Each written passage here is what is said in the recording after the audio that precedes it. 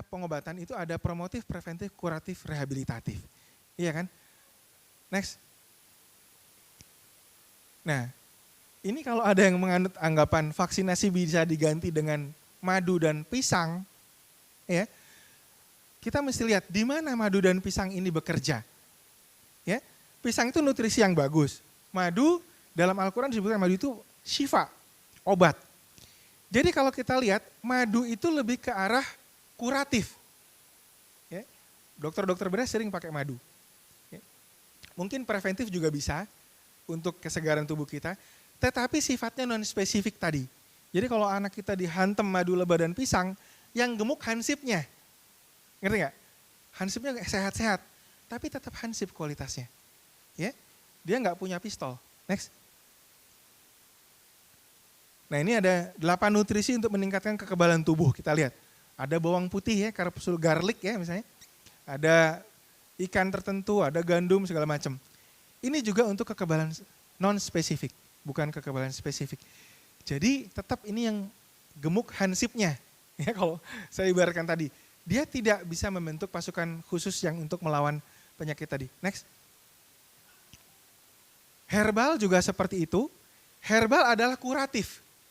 Jadi sudah sakit dulu diobatin.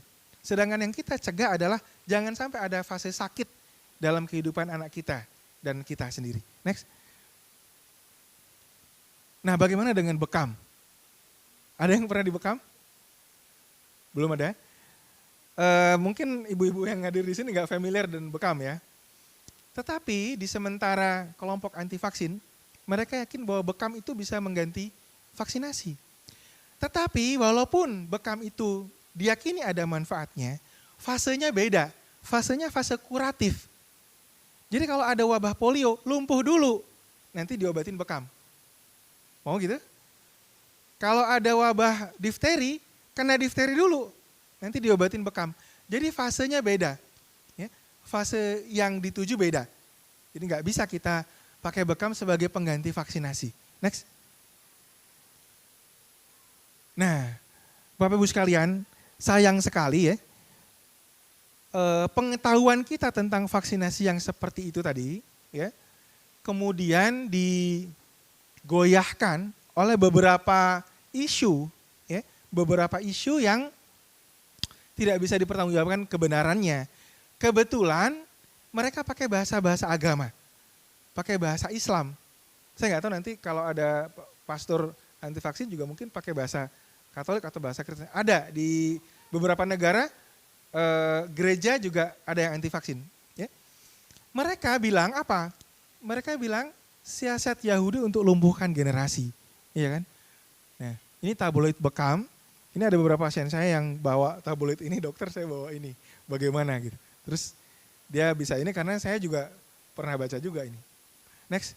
Nah, ini ada juga buku bestseller katanya, buku Ummu Salamah. Ini kalau ada yang mengikuti Facebooknya Gesamun, ada nggak ikut? Gesamun atau ada anggotanya Tanya Asi ya, yang ini Zainal itu. Ini Ummu Salamah ini cukup terkenal ya. Imunisasi dampak konspirasi dan solusi sehat ala Rasulullah SAW. Jadi selalu dibenturkan antara imunisasi dengan pengobatan Islam. Ya. Jadi seolah-olah yang pakai vaksinasi itu cara kafir, yang cara Nabi itu cara Islam. Ya, kita akan lihat, karena saya juga Islam, dan saya kira orang-orang Islam yang lain juga mungkin pandangannya berbeda dengan mereka. Next. Rupanya tidak cukup hanya dengan tabloid dan buku, mereka juga bikin demo. Ini tahun 2011 kalau tidak salah. Lihat bahasanya, stop bahaya vaksinasi. Jadi betul-betul bertentangan 180 derajat. Stop bahaya vaksinasi. Next. Mereka juga melibatkan anak-anak, tampilannya anak soleh ya, pakai baju koko, peci putih, ya kan?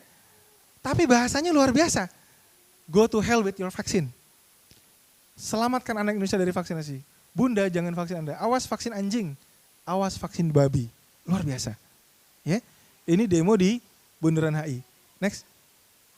Juga seminar di berbagai kota, ya. Tadi ada Jerry de Grey kalau Bapak Ibu tahu, dia bikin buku Rasulullah is my doctor, ya.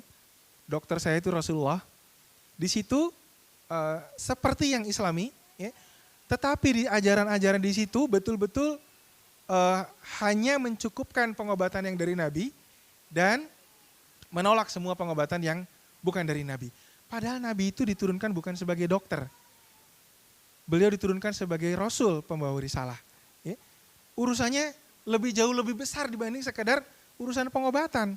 Padahal urusan pengobatan itu perlu hal-hal yang spesifik dan detail. Ya, nanti kita akan lihat kenapa kita tidak bisa mencukupkan ketika pengobatan itu berdasarkan ajaran Nabi saja. Karena Nabi sendiri memanggil dokter. Catat kata-kata saya, Nabi sendiri ketika sahabatnya sakit memanggil dokter, tabib istilah saat itu, yang lebih paham masalah pengobatan. Jadi Nabi nggak langsung ini begini-begini, nggak begitu. Ketika beliau sahabatnya sakit, beliau panggil dokter. Jadi Nabi sendiri menghargai profesi kedokteran. Ya. Tetapi ada seorang ibu yang ahli bekam yang mengatakan belajar dokter itu cukup 3 hari saja. 3 hari aja cukup, sisanya selesai dengan bekam.